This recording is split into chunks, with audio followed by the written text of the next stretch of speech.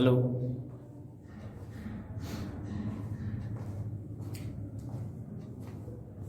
નમસ્કાર વિદ્યાર્થી મિત્રો, શ્રી એસએન વિદ્યાલય દ્વારા ચાલતા ઈ લર્નિંગ પ્રોગ્રામમાં ફરી એક વખત આપ સૌનું અભિવાદન કરું છું.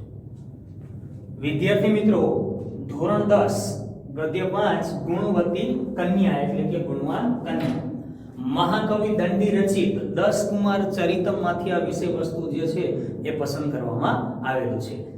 અગાઉના વિડીયોમાં આપણે બે ભાગ જોઈ ગયા, એના આજે ત્રીજો ભાગ એટલે કે અંતિમ જે છે એ ભાગ આપણે આજે સમજવાનો છે. બીજી બાબત એ કે જ્યારે પણ વિદ્યાર્થીઓને આ ગદ્યમાંથી ચાહે ભાષાંતર પૂછાય, ટૂંકનોંધ પૂછાય કે ગુજરાતી પ્રશ્ન પૂછાય તો એને કેવી રીતનું લખવું એ આપણે આગળના બે વિડીયોમાં જોઈ ગયા. ત્રીજા વિડીયોમાં આપણે એ રીતની વાત કરશું કે જ્યારે ટૂંકનોંધ એ તમને ભાષાંતરના સંદર્ભમાં કોઈ પણ રીતે અર્થમાં પૂછાય તો એ જ બાબત જે છે એ તમે આમાં લખી શકો. તો એ બાબત ખાસ વિદ્યાર્થીએ ધ્યાનમાં રાખવા જોઈએ. ક્યારેક એવું પણ બને કે ટૂંકનોંધ સ્વાધ્યાયમાં ના આપેલી હોય પણ વિષય વસ્તુના સંદર્ભમાં બનાવીને ટૂંકનોંધ જો પૂછવામાં આવે તો એમાં વિદ્યાર્થીએ કોઈ પણ બાબતને મૂંઝાવવાની જરૂર છે નહીં, કોઈ મુશ્કેલી અનુભવવાની છે નહીં. વિષય વસ્તુના સંદર્ભમાં જે તે પાત્રને ધ્યાનમાં રાખીને જ એ ટૂંકનોંધ જે છે એ વિદ્યાર્થીએ લખવાની રહેશે. બે ટૂંકનોંધની મેં તમને વાત કરી કે એક શક્તિકુમારની પરીક્ષા યોજના અને બીજું એવું છે કે ગુણવતી કન્યાનું આયોજન. માની લો કે ત્રીજું તમને એમ પૂછાય કે શક્તિકુમાર, તો હવે તમને એમ થાય કે આમાં શું લખું, તો જે શક્તિકુમારની પરીક્ષા યોજના હતી એ જ બાબત જે છે એ તમે એમાં લખી શકો. એટલે જો નામ કદાચ બદલવામાં આવે તો પણ વિષય વસ્તુના સંદર્ભમાં જ ભાષાંતરને ધ્યાનમાં રાખીને જ વિદ્યાર્થીએ એ ટૂંકનોંધ જે છે એ લખવાની રહેશે. તો ગુણવતી કન્યા મહાકવિ દંડી રચિત 10 કુમાર ચરિતમ. તો એનું કથાનક એવું છે કે કાંચીનગર નામનું એક ગામ અને ગામમાં શક્તિકુમાર નામનો એક શેઠનો પુત્ર એ જ્યારે પોતાના જીવનના 22મા વર્ષમાં એને પ્રવેશ કર્યો એટલે એને એવું થયું કે હવે પિતાજી મને પરણાવી દેશે, મારા લગ્ન કરાવી દેશે. એટલે એને એક એવી ચિંતા થઈ. ચિંતા એવી કે હું ગુણવાન છું, હોશિયાર છું, એટલે મને પણ આવી ગુણવાન ને હોશિયાર પત્ની મળે, પણ આવી પત્ની હું કઈ રીતે પ્રાપ્ત કરું, કેવી રીતે મેળવું એમ. એટલે એને ધ્યાનમાં રાખીને એ શક્તિકુમારે એવું વિચાર્યું કે જે લોકોને પત્ની નથી હોતા એવા અને જે લોકોને પત્ની હોય છે પણ એનામાં ગુણ નથી હોતા તેવા, તો આ બંને લોકો જે છે જીવનમાં ક્યારેય સુખી હોતા નથી. એટલે મારે ગુણવાન પત્ની મેળવવી છે, તો હું કઈ રીતે ગુણવાન પત્નીને પ્રાપ્ત કરું. તો શક્તિકુમારે એ ગુણવાન પત્નીને મેળવવા માટે થઈને એક યોજના ઘડે છે અને યોજનાના ભાગરૂપે એવું વિચારે છે કે આ મારી યોજનામાંથી સરળતાથી જે કન્યા પાર થઈ જાય તો એ ગુણવાન છે એવું માન. હવે એની યોજના એવી હતી કે એક પ્રસ્થ જેટલી ડાંગર ફક્ત લેવાની, એટલે અંદાજિત પહેલાના સમયનું માપ છે. અત્યારની બાબતની આપણે વાત કરીએ તો અંદાજિત 1.5 કે 2 કિલો જેટલું થાય ડાંગરના દાણા. એમાંથી સંપૂર્ણ પ્રકારનું ભોજન બનાવવાનું અને એ મને જમાડે તો એને હું ગુણવાન ગણું કે એને હું માનું એવું કે છે.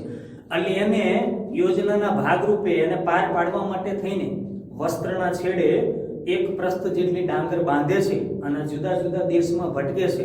એકવાર બને છે એવું કે કાવેરી નદીના કાંઠે એક ગામ હોય છે, ત્યાં આવી પડે છે અને ત્યાં કૂવા પાસે એક કન્યાને જુએ છે. હવે કન્યાને જુએ છે એટલે રૂપ સંપત્તિથી એમ કહેવાય કે રૂપ એનું બરાબર હતું, આછા એને આભૂષણ ધારણ કરેલા હતા. એટલે પેલી શક્તિકુમારને એ કન્યા ગમી ગઈ. એટલે હવે શક્તિકુમાર એવું માને છે કે મારું હૃદય આમાં આકર્ષાયેલું છે, પરંતુ એને પરખીને એની સામે વિવાહનો પ્રસ્તાવ મૂકીને જો એની સંમતિ હોય તો હું એને પરણીશ, આવું એ વિચારે છે. અને પેલી કન્યા પાસે જાય છે, પોતાનો પરિચય આપે છે અને વિનયપૂર્વક કેમ કે છે કે શું તારામાં આ માત્ર એક પ્રસ્થના ડાંગરથી સંપૂર્ણ પ્રકારનું ભોજન એ જમાડવાની એમ કે છે કે તારામાં આવી કુશળતા છે કે. હવે બને છે એવું કે જોગાનુજોગ પેલી કન્યા હા પાડે છે કે મારામાં આ કુશળતા છે. પેલી કન્યાએ હા પાડી કે લાવ એક પ્રસ્ત ડાંગર, મારામાં આ કુશળતા છે. પેલીએ એક પ્રસ્ત જેટલી ડાંગર લઈ લીધી. હવે બન્યું એવું કે માત્ર એક પ્રસ્ત ડાંગરમાંથી એ સંપૂર્ણ પ્રકારનું ભોજન છે એ જમાડે છે. હવે એ ગુણવતી કન્યાનું આયોજન. તો સૌથી પહેલા એ ડાંગરને શું કરે છે, તો પેલી કન્યા એ ડાંગરના એમ કહેવાય દાણાને તડકામાં તપાવે છે. હવે તડકામાં તપાવે છે એટલે થોડાક કૂણા કે નરમ પડી જાય આપણે એમ કહીએ ને. પછી સમતળ અને શુદ્ધ જમીન ઉપર એને ઘસે છે કે ખાંડે છે. એટલે બને છે એવું કે દાણા અને ફોતરા એક બાજુ થઈ જાય છે. ફોતરાને એક બાજુ કરીને દાણા એ મેળવી લે છે.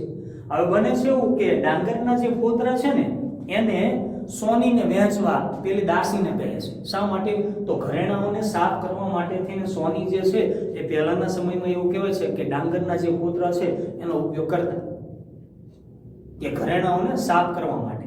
એટલે એ સોનીને વહેંચવા એક દાસીને કહી અને એમાંથી જે પૈસા મળે ને એના લાકડા લેતી આવજે એમ જણાવ્યું.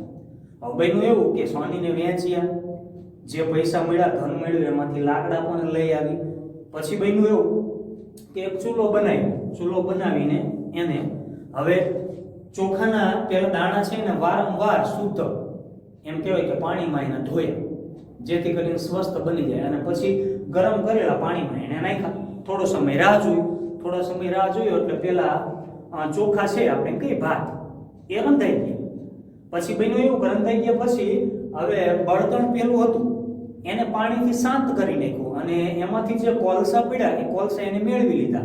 અને કોલસાને પણ જેને એની જરૂરિયાત હતી એને વેચવા પેલી દાસીને કહ્યું કે જા તો કોલસા વેચી.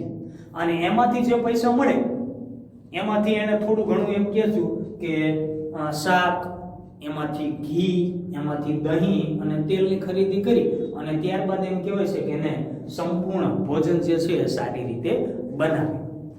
હવે આ ગુણવતી કન્યાનું આયોજન. ત્યારબાદ શું થશે? જો ખાલી ભોજન જમાડ્યું એટલું જ નહીં, એણે જે ભોજન બનાવ્યું હતું એના ગુણધર્મો કેવા છે એમાંથી આપણે એમ કહીએ કે વિટામિન, પ્રોટીન, આપણે અત્યારની ભાષામાં એવું કહીએ, પણ એમાં એવું કીધું છે કે એના ગુણધર્મો ક્યાં છે, એણે જે વાનગી બનાવી એનું મહત્વ શું છે, જેથી કરીને જે પેલો અતિથિ છે, મહેમાન છે, એને જમવામાં વધારે રુચિ આવે.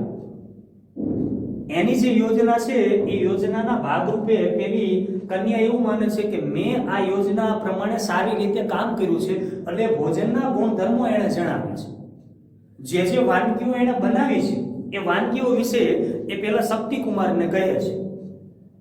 અને સાથે એમ કહે છે કે છેલ્લે મુખવાસની પણ એ જે છે એમાંથી બનેલી એની પણ વ્યવસ્થા કરી નાખે છે. એટલે એક સંપૂર્ણ પ્રકારનું ભોજન, આદર્શ એમ કહેવાય કે મહેમાન અતિથિ છે એના માટેની એવી સારી વ્યવસ્થા કરે છે. એટલે પેલી કન્યા એ શક્તિકુમારને ગમે છે.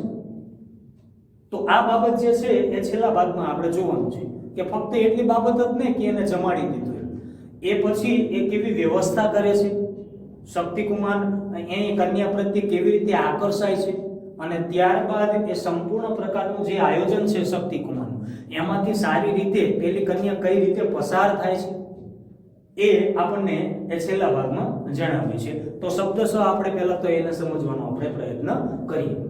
પહેલો પેરેગ્રાફ છે નાનો, પહેલા તો શબ્દોને અને આપણે પરિચય લઈ લઈએ, ત્યારબાદ એને શબ્દોથી આપણે શબ્દશઃ ભાષાંતરથી આપણે એને સમજી લઈએ. સંપન્ને આહારે સા કન્યા ધાત્રી મુખેન અતિથયે પ્રથમં સ્નાતુમ નિવેદિતવતી તત સ્નાન શુદ્ધાય તસ્મે અતિથય સા પયોપ આહાર પૂર્વે ભોજનમ ધૃતમ સહિતમ ઓદનમ ચ વ્યંજન અયચ્છત. આ પહેલો પેરેગ્રાફ આજના વિડિયોનો. અહીં એવું કીધું છે કે સંપન્ને આહાર, જ્યારે સંપૂર્ણ ભોજન તૈયાર થઈ ગયા પછી સા કન્યા, તે કન્યાએ ધાત્રી મુખે, દાસી દ્વારા અતિથયે, તે મહેમાનને પ્રથમમ સ્નાતુમ નિવેદિતવતી, પહેલા સ્નાન કરવા જણાવ્યું, તત પછી સ્નાન શુદ્ધાય તસ્મે, સ્નાનથી શુદ્ધ થયેલા તેને, તે અતિથય, તે અતિથિને એટલે કે મહેમાનને, સા તેણે પયોપ આહાર પૂર્વે ભોજનમ, પયોપ આહાર પૂર્વે એટલે પીણા સહિતનું ભોજન, ધૃતમ સહિત ઓદનમ, ઘી સહિત ભાત, ચ વ્યંજન અને વાનગીઓ અયચ્છત આપી. જો અહીંયા બહુ સરસ મજાની છે. આપણે એમ કહીએ કે અતિથિ વ્યવહાર, મહેમાન અતિથિ, બરાબર, આવ્યા અતિથિ ભગવાન સમાન ગણાય એવું કહેવાય છે. પણ અતિથિની આગસ્તા સ્વાગતતા કેવી રીતે કરવી, એમનું સ્વાગત કેવી રીતે કરવું એ બહુ સારી રીતે આપણને આ ગદ્યમાં જણાવ્યું છે. જો અહીંયા એવું કીધું છે કે જ્યારે સંપૂર્ણ પ્રકારનું ભોજન તૈયાર થઈ ગયું ત્યારબાદ એવું કીધું કે ધાત્રી દ્વારા પહેલા અતિથિ જે મહેમાન શક્તિકુમાર છે એમને પહેલા સ્નાન કરવા જણાવ્યું. આપણે એમ કહીએ કે હાથ પગ ધોઈ લ્યો પછી ચલો ભોજન પીરસી બેસી કહીએ ને, એટલે અહીંયા કઈ એવી જ બાબત છે કે પહેલા સ્નાન કરવા જણાવ્યું. ત્યારબાદ એવું કીધું કે સ્નાન થઈ ગયા ત્યારબાદ અતિથિને એમ કે આસન આપ્યું. આસન આપ્યું ને એને પીણા સહિતનું, પીણું એટલે પ્રવાહી પણ કંઈક બનાવ્યું હશે એટલે પીણા સહિતનું ભોજનમ. ત્યારબાદ એમ કહે છે કે ઘી સહિત ઓદનમ એટલે ભાત, પણ ભાત અને જુદી જુદી વાનગીઓ પણ એ શક્તિકુમારને એને આપી. જો કેટલું બધું બનાવ્યું, થોડું ઘણું શાક હતું, એ જુદી જુદી વાનગીઓ, પીણું પણ એક બનાવ્યું હશે, દાળ હોય તો એવું આપણે માનવામાં આવે એમ આહાર, પછી ઘી સહિતનું ભાત પણ એમણે એ આપ્યા અને અતિથિને એ આપ્યું. તો અહીંયા એમ કહે છે કે એક સંપૂર્ણ પ્રકારનું સારી રીતે આપણે આતિથ્ય સ્વાગત કરીએ ને, અતિથિનું સ્વાગત કેવી રીતે કરીએ તો એ બાબત જે છે એ અહીંયા ખાસ દર્શાવેલી છે. 3 લીટીના પહેલા શબ્દાર્થને આપણે જોઈ લઈએ, મહત્વના શબ્દાર્થની યાદી લઈ લઈએ. પહેલો શબ્દ લેવાનો, આખો શબ્દ છે સંપન્ને આહારે, એટલે ભોજન તૈયાર થઈ ગયા પછી, સંપૂર્ણ ભોજન. પછી અતિથિ એટલે મહેમાન, સ્નાતુમ એટલે સ્નાન કરવા નિવેદિત હતી એટલે જણાવ્યું. પયોપ આહાર પૂર્વે, પીણા સહિતનું, એમ ધૃતમ સહિત ઓદનમ, ઓદનમ એટલે ભાત, ધૃતમ એટલે ઘી, એ આગળ આવી. વ્યંજન એટલે વાનગીઓ, અયચ્છત એટલે આપવું. એટલે જો અહીંયા બહુ સરસ મજાની વાત છે કે જ્યારે સંપૂર્ણ ભોજન તૈયાર થઈ ગયું પછી પહેલા તો અતિથિને સ્નાન કરવા જણાવ્યો. પેલી દાસીને કીધું જાઓ શક્તિકુમારને કહો કે સ્નાનથી શુદ્ધ થઈ જાય. પછી એમને જુદી જુદી વાનગીઓ બનાવી છે એ એમને આપણે પીરસી. પછી શક્તિકુમાર સ્નાનથી શુદ્ધ થયેલા તેમણે આસન આપ્યું, બેસાડ્યા, અને એમ કહેવાય છે કે એ પયોપ આહાર પૂર્વે, એટલે એમ કહેવાય છે કે પીણા સહિતનું ભોજન એમણે આપ્યું. સાથે સાથે એમ કીધું કે ઘી સહિત ભાત, જુદી જુદી વાનગીઓ એમણે એ આપી. પછી શું બન્યું છે, મધ્ય મધ્ય સા ભોજ્યાદિના, વચ્ચે વચ્ચે તે ભોજનના વિવિધાનામ પદાર્થાનામ, જુદા જુદા પદાર્થોનું વર્ણનમ કૃત્વા, વર્ણન કરીને અતિથિને ભોજન રુચિમ અવર્ધયત, ભોજન રુચિમ અવર્ધયત એટલે ભોજન પ્રત્યેની રુચિ વધારી. ભુક્તે તુ તસ્મિન, જ્યારે ભોજન પૂરું થઈ ગયા પછી અતિથો મહેમાન માટે તયા તેણે તાંબુલસ્ય અપી વ્યવસ્થાં કૃતા, મુખવાસની પણ વ્યવસ્થા કરી આપી, અથવા મુખવાસની પણ વ્યવસ્થા એણે કરી. તો જો અહીંયા એવું છે, ફક્ત એટલું જ નહીં કે માત્ર એક પ્રસ્ત જેટલી ડાંગરમાંથી એના ભોજન બનાવી અને પેલા મહેમાનને આપી દીધું. ફક્ત એટલું જ નથી, એ અતિથિને પહેલા તો જો અતિથિ સ્વાગત કેવું હોય એ બાબત આપણને શરૂઆતના પહેલા આજના વિડિયોના પેરેગ્રાફમાં આપણે દર્શાવ્યું છે. પછી એવું કીધું કે વચ્ચે વચ્ચે જ્યારે શક્તિકુમારને સંપૂર્ણ ભોજન પીરસ્યું, પીણા સહિતનું એમણે ભોજન આપ્યું, ત્યારબાદ એવું બન્યું કે વચ્ચે વચ્ચે તે ભોજનના જુદા જુદા પદાર્થોનું એને વર્ણન કર્યું, જેથી કરીને શક્તિકુમારની જે ભોજન કરવાની વૃત્તિ છે, જે એમને ભોજન પ્રત્યેની વૃત્તિ જે છે, એટલે ભોજનમાં એમને વધારે આનંદ આવે, એ ભોજનમાં એમને વધારે રુચિ લાગી, અને એણે જે સ્વાદિષ્ટ જે વાનગીઓ બનાવી છે એ વાનગીઓનું એવું કીધું છે કે વચ્ચે વચ્ચે તે ભોજનના જુદા જુદા પદાર્થોનું એને વર્ણન કર્યું.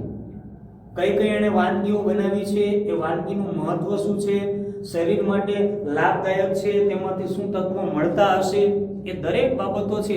ઘીનું મહત્વ શું છે, પાચન માટે ભાત એ યોગ્ય છે, દરેક બાબતનું એમ કહેવાય છે કે પેલી કન્યાએ એ વર્ણન કર્યું. એ ભોજનના દરેક પદાર્થોનું એણે વર્ણન કર્યું, જેથી કરીને ભોજન પ્રત્યેની રુચિ જે છે, જમવા માટેની જે શક્તિ કુમારની એ રુચિ જે છે એને એમને વધારે જમવું ભાવે અને એમાં એમને મન લાગે એ પ્રમાણેની એને પ્રવૃત્તિ કરી.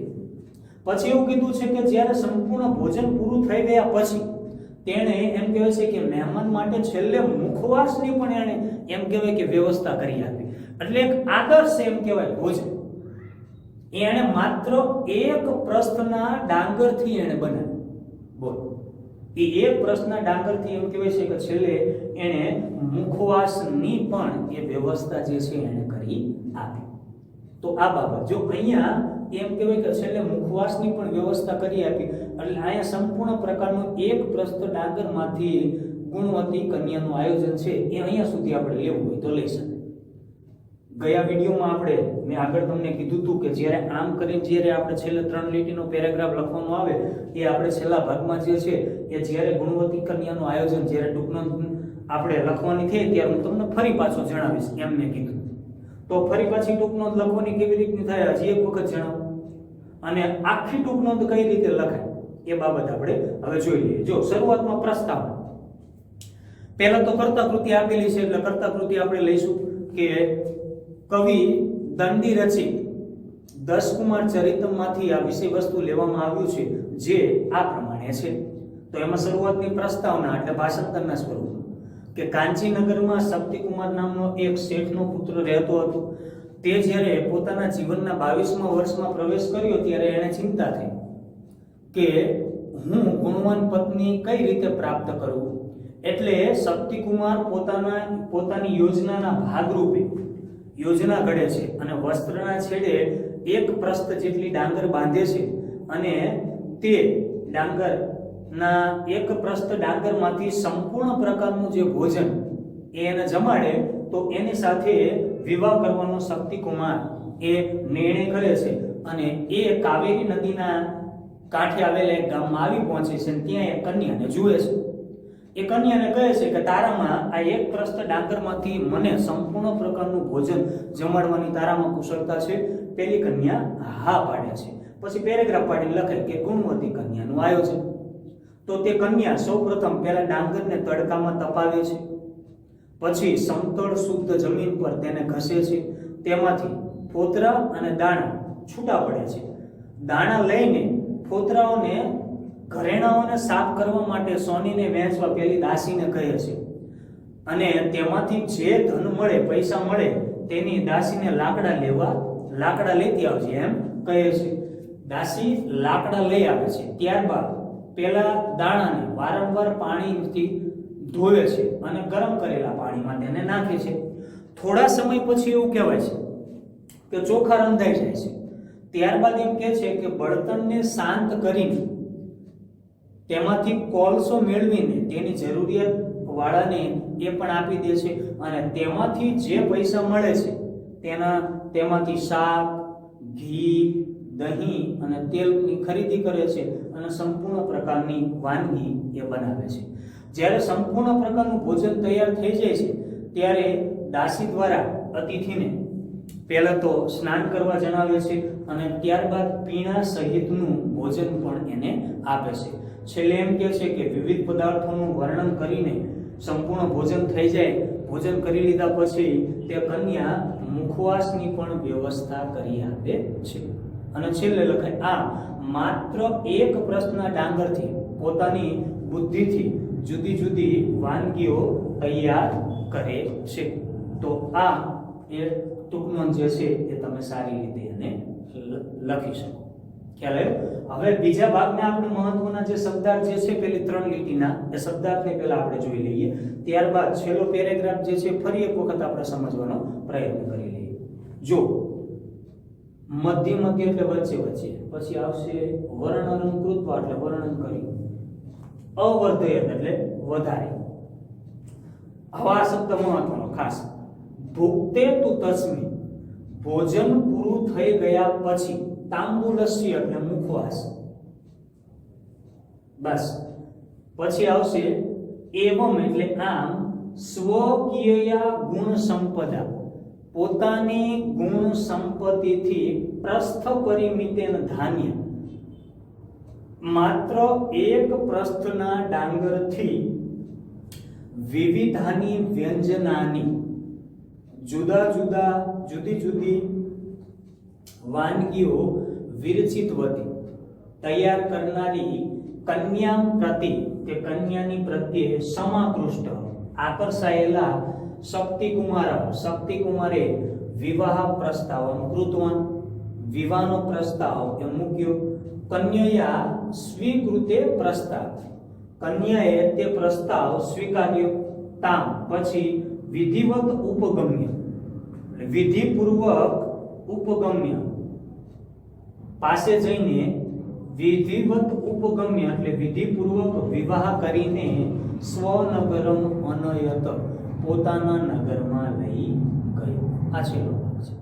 હવે એના પણ શબ્દાર્થ એવું છે, જો સ્વકીય ગુણ સંપદા એટલે પોતાની ગુણ સંપત્તિથી ધાન્ય એટલે વિવિધાની વ્યંજનાની એટલે જુદી જુદી વાનગીઓ વિરચિતવતી એટલે તૈયાર કરનારી સમાકૃષ્ટ એટલે આકર્ષાયેલો કૃતવાન એટલે કર્યું વિધિવત ઉપગમ્ય એટલે વિધિપૂર્વક વિવાહ કરીને સ્વનગરમ અનયત પોતાના નગરમાં લઈ ગયો.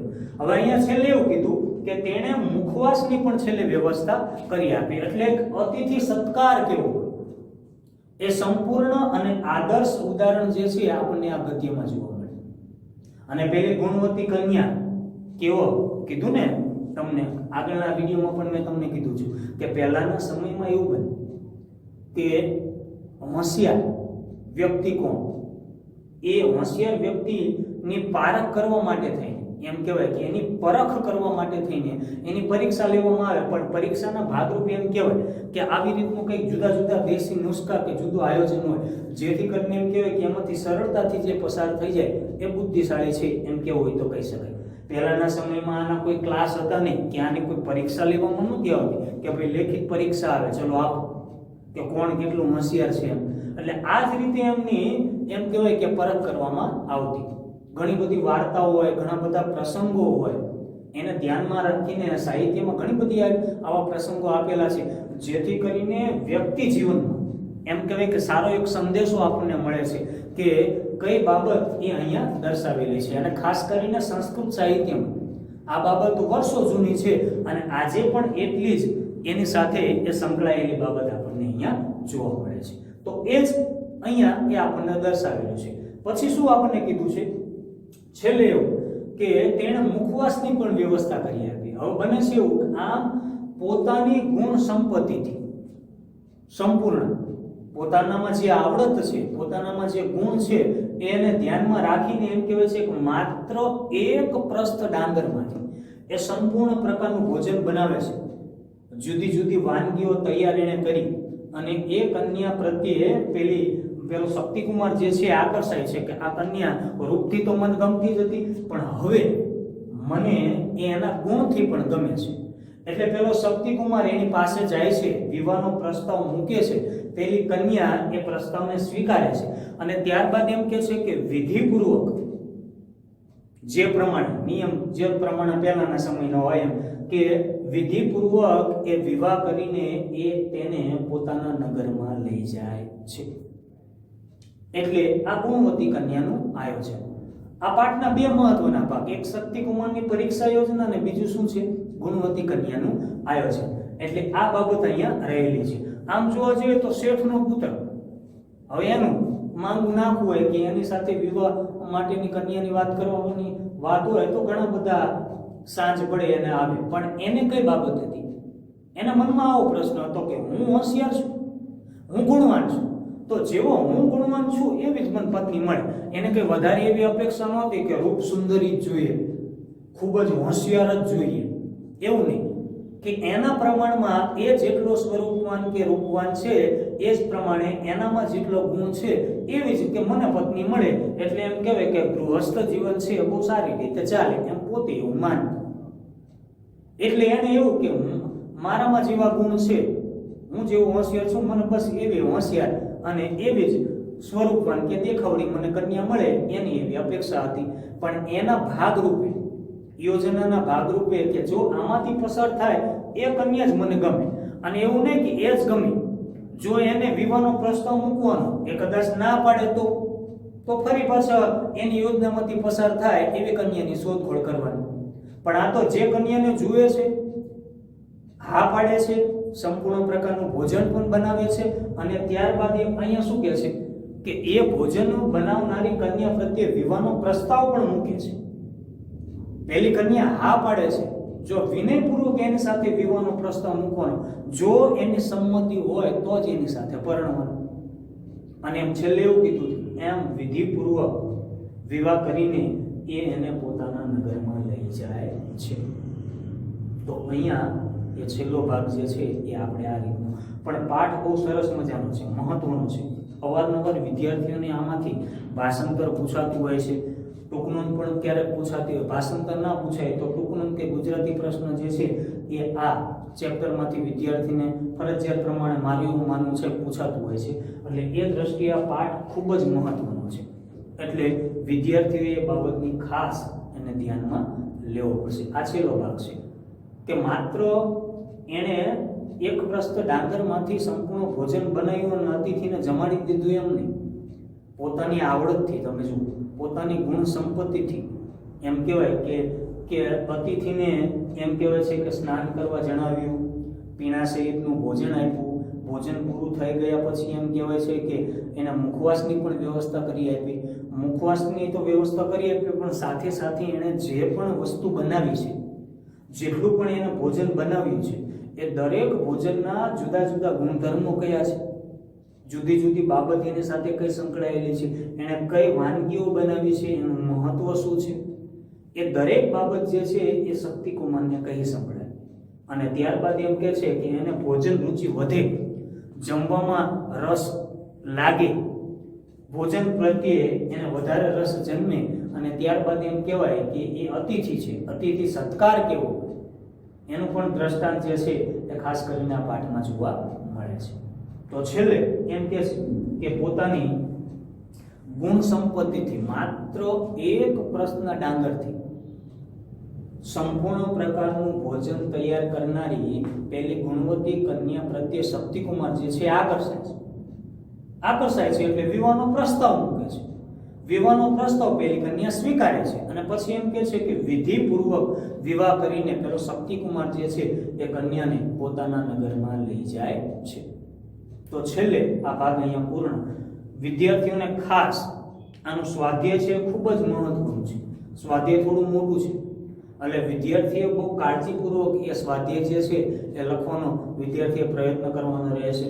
એની અંદર આવતા સંસ્કૃતના દરેક પ્રશ્નો, ગુજરાતીમાં આપેલા પ્રશ્નો, ટૂંકનોંધ કદાચ સ્વાધ્યાયમાં અમુક ના પણ હોય ને અમુક વિષય વસ્તુના સંદર્ભમાં મેં તમને જેમ કીધું ને એ પ્રમાણે જાતે બનાવીને પણ વિદ્યાર્થીને ટૂંકનોંધ પૂછાય તો વિષય વસ્તુના સંદર્ભમાં વિદ્યાર્થીએ ટૂંકનોંધ લખવાની રહેશે. કોઈ પણ ટૂંકનોંધ, કોઈ પણ ચેપ્ટરની હોય. જો વિદ્યાર્થીએ ખાસ એ બાબત ધ્યાનમાં લેવાની કે કોઈ પણ ચેપ્ટરની જ્યારે વિદ્યાર્થીને ટૂંકનોંધ પૂછાય એટલે એમાં કોઈ પણ મુશ્કેલી અનુભવવાની જરૂર નથી, કે વિદ્યાર્થીએ ગભરાવાની જરૂર નથી. ક્યારેક એવું બને કે પ્રશ્નપત્રને અઘરું કરવા માટે થઈને તમને ટૂંકનોંધી વેટપટ્ટી પૂછે ને તમને એમ થાય કે આ ટૂંકનોંધ તો સ્વાધ્યાયમાં છે જ નહીં. પણ એમાં મૂંઝાવાની જરૂર નથી. જે સ્વાધ્યાયમાં તમને ટૂંકનોંધ આપેલી છે એને ધ્યાનમાં રાખીને જ અન્ય ટૂંકનોંધ જે છે લખવાની રહે. તો પણ ટૂંકનોંધ એવું છે કે બહારની કોઈ ન પૂછાય. વિષય વસ્તુને ધ્યાનમાં રાખીને એની અંદર આપેલો પ્રસંગ હોય કે એની અંદર આપેલો કોઈ પાત્ર હોય એ જ રીતની ટૂંકનોંધ પૂછાય. પણ ટૂંકનોંધ લખવામાં એ બાબત એ કે જો એ ગદ્યમાં કર્તાકૃતિ હોય તો શરૂઆતમાં સૌથી પહેલા આપણે કર્તાકૃતિ દર્શાવો, પછી પ્રસ્તાવના એ તમે પાઠ્યપુસ્તકની પણ પ્રસ્તાવના લઈ શકો, એની અંદર રહેલા વિષય વસ્તુના સંદર્ભમાં ભાષાંતરના અર્થમાં પણ તમે પ્રસ્તાવના લઈ શકો, અને ત્યારબાદ જે ટૂંકનોંધ પૂછી છે એ ત્રીજા પેરેગ્રાફમાં તમે એને દર્શાવી શકો. તો એમ ટૂંકનોંધ જે છે એ કોઈ પણ ગદ્ય હોય એની તમે આ રીતની ટૂંકનોંધ જે છે એ લખી શકો. એટલે વિદ્યાર્થીએ કોઈ પણ બાબત આ રીતે મૂંઝાવવાની કોઈ જરૂરિયાત છે નહીં. ટૂંકનોંધ એ રીતે એને પૂછી શકાય. હવે માની લો તમને એમ પૂછવું હોય કે શક્તિકુમાર, તો આ ટૂંકનોંધ કેવી રીતે લખવી? તમને એમ થાય કે સાહેબ આ તો સ્વાધ્યાયમાં આપેલી પણ નથી. હવે શક્તિકુમાર તો ખાલી એનું નામ છે, શેઠનો પુત્ર છે, કે એના વિશે કેવી રીતનું લખવું? તો એના વિશે લખવાનું નથી.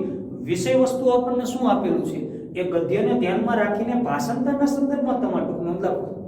તો શક્તિકુમારની ટૂંક નોંધ પૂછાય ને તો પહેલી ટૂંક નોંધ આપણે કઈ હતી? શક્તિકુમારની પરીક્ષા યોજના. તો મહત્તમ એટલે કે મોટા ભાગનું જે છે એમાં એ જ રીતનું આવે. તો આ શક્તિકુમારની પરીક્ષા યોજના એ જ રીતની ટૂંક નોંધ થાય. તો એ બાબત વિદ્યાર્થીએ ધ્યાનમાં લેવાની અને નોંધ પણ લેવાની. એટલા માટે જ કીધું કે આનું સ્વાધ્યાય છે ખૂબ મહત્વનું છે.